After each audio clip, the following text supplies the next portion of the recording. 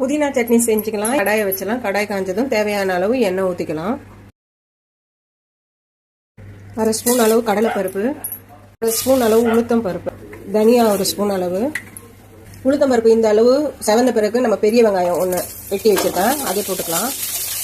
இஞ்சி இந்த அளவுக்கு, 10 பல் பூண்டு, சீரகம் 1/2 ஸ்பூன் அளவு, ஒரு பிடி அளவு புதினாவை அலசி வச்சுருக்கேன், அதை போட்டுக்கலாம். 3 பச்சை மிளகா, கொத்தமல்லி 1/4 கட்டு, கருவேப்பிலை இந்த அளவு புளி, மஞ்சத்தூள், தேவையான அளவு கல்லுப்பு, இதெல்லாம் போட்டு நல்லா வதக்கிக்கணும். நம்ம 1/2 ஸ்பூன் அளவு பெருங்காயத்தூள் நிறைட்டு அடுப்பை ஆஃப் பண்ணிட்டு ஆறின பிறகு நம்ம மிக்ஸி ஜாரில் போட்டு அரைச்சிட்டு காமிக்கிறேன். நம்மளோட சட்னி ரெடி ஆயிடுச்சு. ஒரு தாளிப்பு கொடுத்துடலாம். அடுப்பில் கடாய் வச்சு எண்ணெய் ஊற்றி எண்ணெய் சூடாயிடுச்சு. கடுகு போட்டுக்கலாம்.